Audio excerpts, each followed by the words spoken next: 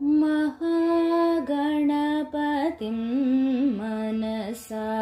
स्मरामि महागणपतिं मनसा स्मरामि वसिष्ठवामदेवादिवन्दित महागणपतिम्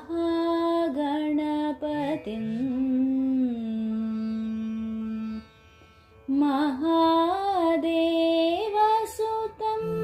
गुरुगुहानुतं महादेवसुतं गुरुगुहानुतं